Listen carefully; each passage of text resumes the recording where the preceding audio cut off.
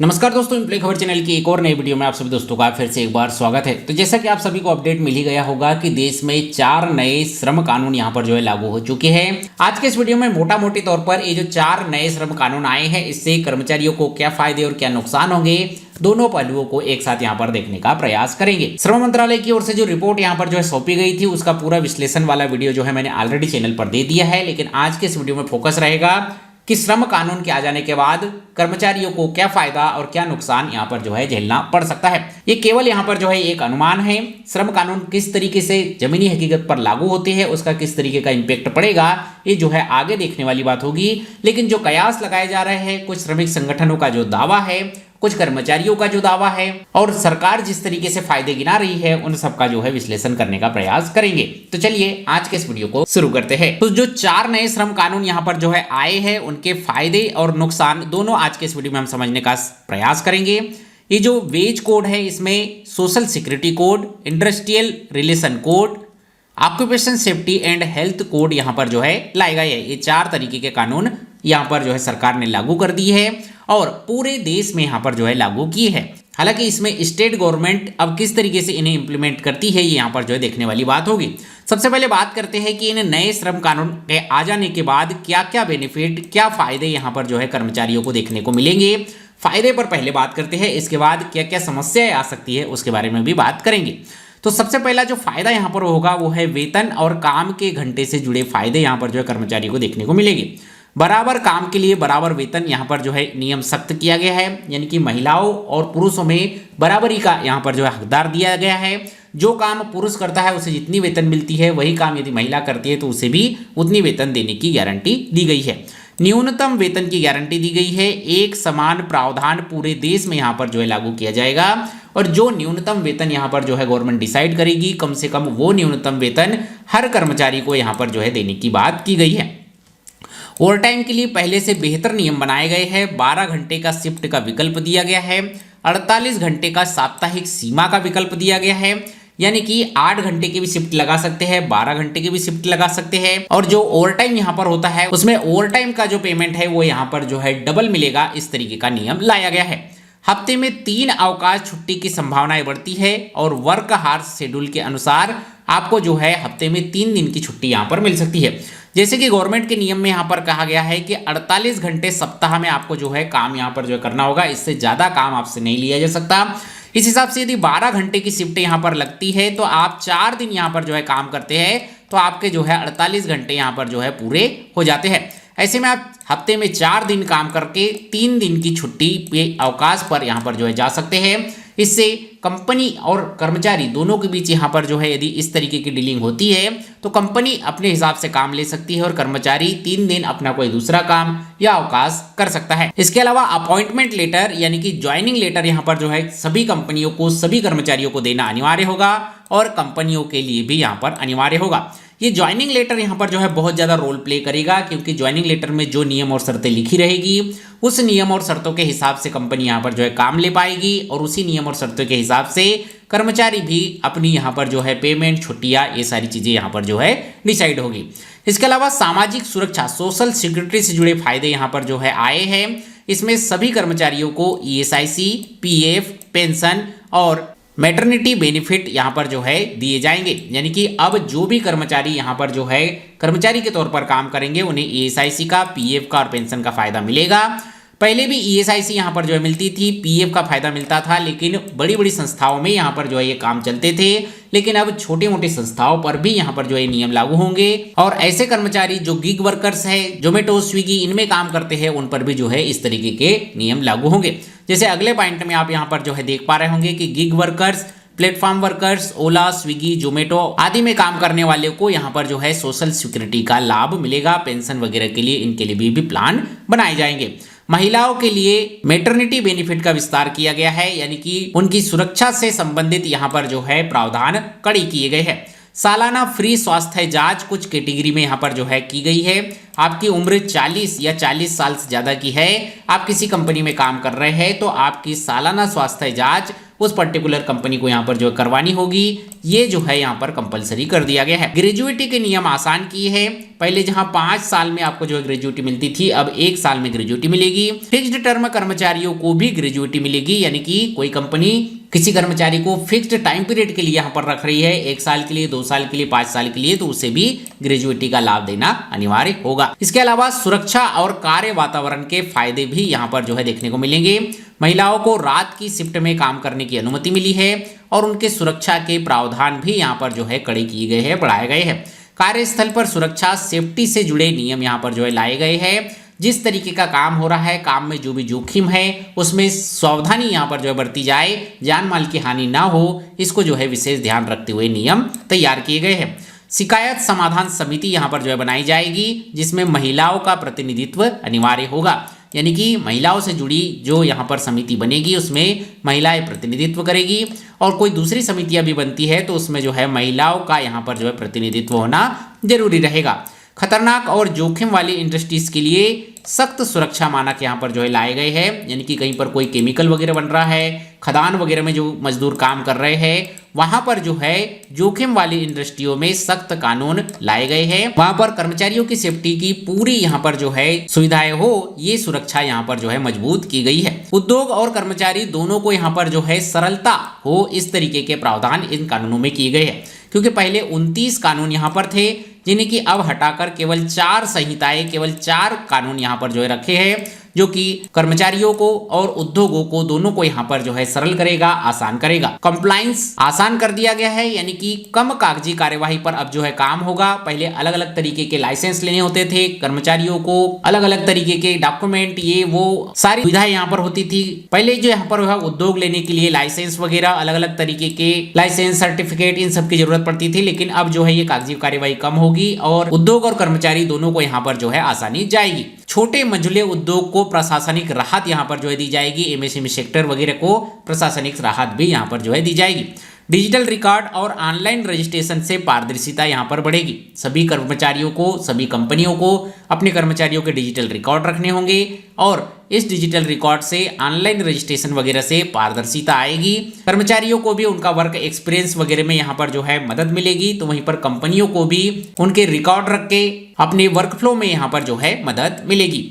नौकरी और काम के अवसरों में यहाँ पर जो है सुधार किए गए हैं। फिक्स्ड टर्म जॉब, यानी कि कंपनियों को कुशल लोगों को अल्पकालीन प्रोजेक्ट पर रखने की सुविधा मिलेगी। कोई कंपनी 1-2 साल के लिए किसी प्रोजेक्ट पर काम कर रही है तो 1-2 साल के लिए यहाँ पर जो है कर्मचारियों को काम पर रख सकती है, उसके बाद वह कर्मचारियों को काम से निकाल भी सकती है। इस तरीके की एक फिक्स्ड टर्म एम्प्लॉयमेंट को यहाँ पर जो है परिभाषित किया गया है, यानी कि कंपनी अपने काम के हिसाब से, अपनी सुविधा के हिसाब से कर्मचारियों को 1 साल के लिए, 2 साल के लिए, 5 साल के लिए, जितना उनके पास काम है उतने टर्म के लिए यहाँ पर जो है काम पर रख सकती है। इसके अलावा स्किल्ड लेबर की डिमांड यहाँ पर जो है बढ़ सकती है, यानी कि फिक्स्ड टर्म यहाँ पर बढ़ेगा तो जो स्किल्ड वर्कर है उनकी डिमांड यहाँ पर जो है ज़्यादा बढ़ेगी। महिला कर्मचारियों की भागीदारी बढ़ाने के प्रयास इन नए कानूनों में यहाँ पर जो है किए गए हैं। तो ये कुछ इस तरीके के मोटा मोटी लाभ यहाँ पर जो है कर्मचारियों को मिल सकते हैं। ये कुछ मोटा मोटे तरीके के सुधार इन 4 नए श्रम कानूनों में किए गए हैं। अब हर कोई कानून यहाँ पर जब आता है तो उसके पॉजिटिव इंपैक्ट तो यहाँ पर पड़ती है, लेकिन कुछ नेगेटिव साइड्स भी होती है। और जो श्रमिक संगठन हैं, कुछ श्रमिक संगठन कुछ डिमांड उठा रहे हैं कि कुछ और सुधार यहाँ पर किए जाने चाहिए। कुछ श्रमिक संगठनों का मानना है कि ये नए कानून आने से यहाँ पर जो है कर्मचारियों को कुछ अलग अलग तरीके के नुकसान भी यहाँ पर जो है देखने को मिल सकते हैं।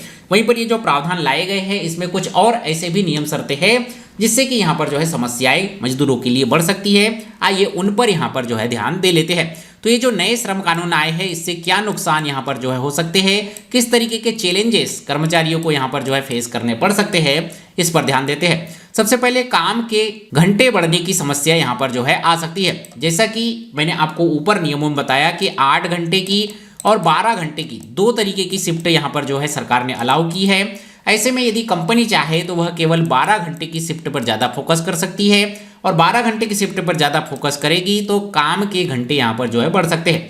12 घंटे तक शिफ्ट की अनुमति से कामगारों को बेहद दबाव यहाँ पर जो है बढ़ सकता है। कर्मचारियों में थकान, तनाव और स्वास्थ्य के खतरे यहाँ पर जो है बढ़ सकते हैं। कई मजदूरों के लिए वर्क लाइफ बैलेंस यहाँ पर जो है खराब हो सकता है। यदि कंपनी ये डिसाइड करती है कि हम केवल 12 घंटे की शिफ्ट चलाएंगे और कर्मचारियों की मजबूरी है कि वहां पर जो है काम करें, तो ऐसे में कर्मचारियों को थकान, तनाव और स्वास्थ्य के खतरे और वर्क लाइफ बैलेंस करने में यहाँ पर जो है दिक्कतें आ सकती है। चूंकि नियम गवर्नमेंट की ओर से बना दिए गए हैं, तो अब इन्हें इंप्लीमेंट किस तरीके से कंपनियां यहाँ पर जो है करती है, इसका कंपनियां किस तरीके से फायदा उठाने को देखेगी, ये चीजें यहाँ पर जो है डिपेंड करेगी। यदि 8 घंटे की शिफ्ट कंपनी चाहती है और वर्कर भी चाहते हैं तो दोनों के लिए यहाँ पर जो है बेनिफिट होगा। लेकिन कंपनी चाहती है कि 12 घंटे की शिफ्ट हो और वर्कर चाहते हैं कि 8 घंटे की शिफ्ट हो, तो ऐसे में समस्याएं उत्पन्न होने के आसार बनते हैं। दूसरा, सुरक्षा और रात की शिफ्ट का जोखिम। जैसा कि यहाँ पर महिलाओं के लिए रात की शिफ्ट की अनुमति दे दी गई है, ये एक अच्छा कदम भी है, लेकिन वहीं पर परिवहन, सुरक्षा, लाइटिंग, निगरानी जैसी सुविधाएं यदि कमजोर रही तो कई ऐसे मामले यहाँ पर जो है सामने आ सकते हैं, जो इस नियम को यहाँ पर जो है कमजोर बना सकता है। कई जगहों पर अभी भी महिलाओं के सुरक्षा वाले कई ऐसे केसेस हमें जो है देखने को मिलते हैं, जहां पर अभी जो है केवल दिन के मामले होते हैं। वहीं पर यदि नाइट शिफ्ट वाले मामले आ जाएंगे तो इसमें जो है जोखिम ज्यादा बढ़ जाएगा। लेकिन वहीं पर कानून में ज्यादा सुरक्षा, ज्यादा सेफ्टी की बात भी यहाँ पर जो है की गई है। अब इसे कंपनियां किस तरीके से इंप्लीमेंट करती है, जो महिला कर्मचारी काम कर रही है उस पर क्या दबाव बनाया जा सकता है कि आप नाइट शिफ्ट में यहाँ पर आइए, या नौकरी चले जाने के दबाव से महिलाएं यहाँ पर जो है मजबूर हो सकती है कि वह जो है नाइट शिफ्ट में काम पर जाए। इस तरीके की कई समस्याएं यहाँ पर जो है खड़ी हो सकती है, क्योंकि बेरोजगारी ऑलरेडी यहाँ पर है। कहा जा रहा है कि कंपनियां सिर्फ सहमति से यहाँ पर जो है उन्हें नाइट शिफ्ट में ला सकती है, उन्हें मजबूर नहीं कर सकती।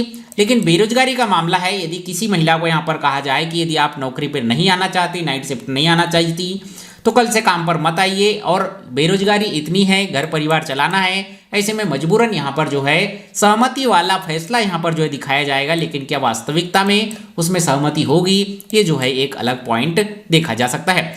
अगला जो पॉइंट है वो है नौकरी की स्थिरता, यानी कि नौकरी में कमी आप हर देखने को मिल सकती है। अभी तक क्या है कि बहुत सारी कंपनियां अभी भी स्थायी नौकरी यहाँ पर देखती है, जिससे कि 58 साल 60 साल तक कर्मचारियों को यहाँ पर जो है कंपनी में काम करने का अवसर मिलता है।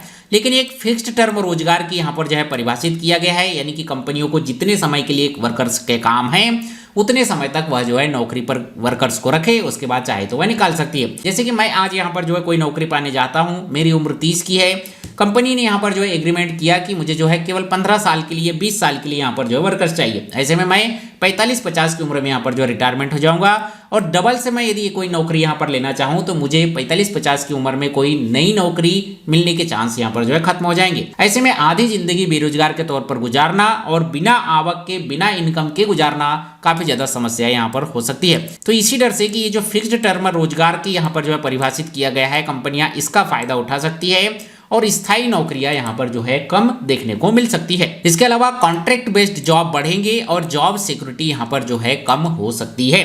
ये यहाँ पर जो है कई श्रमिक संगठनों का मानना है।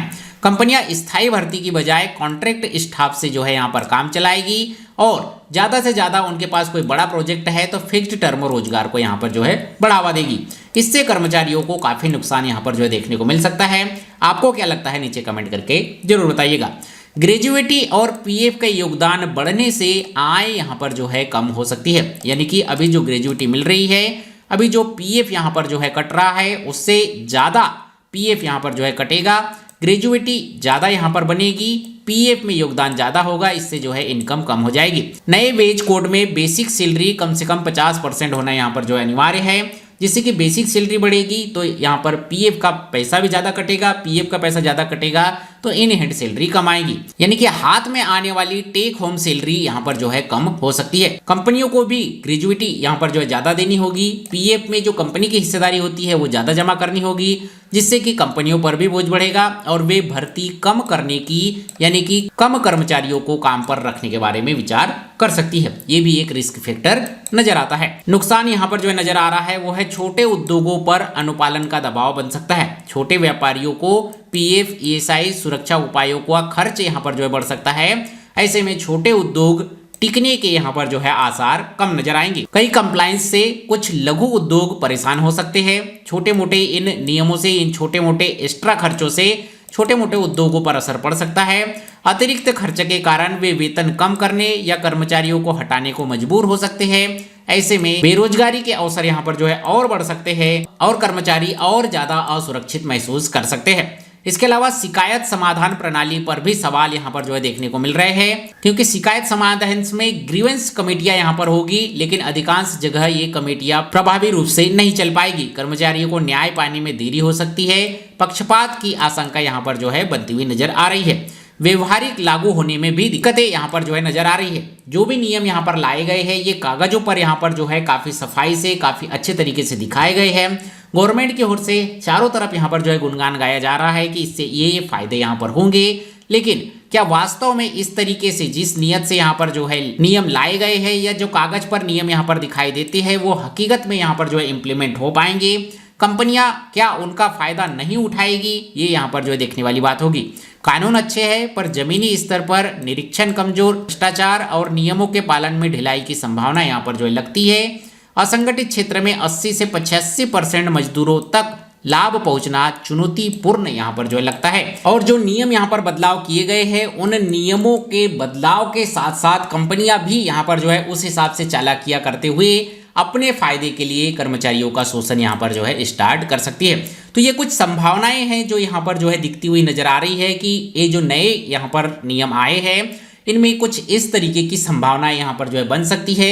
कर्मचारियों को कुछ इस तरीके के नुकसान यहाँ पर जो है देखने को मिल सकते हैं। मोटा मोटी जो नए रूल्स यहाँ पर आए हैं उससे काफ़ी ज़्यादा बेनिफिट यहाँ पर जो है मिलते हुए नजर आ रहे हैं। जिस तरीके से नियम कागज पर दिख रहे हैं उस तरीके से यदि धरातल पर यहाँ पर आते हैं तो डेफिनेटली यहाँ पर जो है काफी बेनिफिट होगा। लेकिन यदि इस तरीके से इंप्लीमेंट नहीं होते हैं और जो नियम आया है उसे तोड़ मरोड़ कर कंपनियां अपने हिसाब से यहाँ पर जो उसका बेनिफिट लेना चाहे तो कुछ समस्याएं भी यहाँ पर जो है कर्मचारियों को जा सकती है। बाकी आपको इन सब पर क्या लगता है हमें जो कमेंट करके जरूर बताइए। आपको ये नए नियम कैसे लगे? क्या ये नए नियम कर्मचारियों के लिए फायदेमंद है या नुकसान ज़्यादा हो सकता है? ये भी जो है कमेंट करके जरूर बताइए। ये वीडियो जानकारी अपडेट आपको अच्छी लगी हो वीडियो को लाइक शेयर चैनल को सब्सक्राइब कीजिए। मिलते हैं अगले वीडियो में, तब तक के लिए जय हिंद, वंदे मातरम।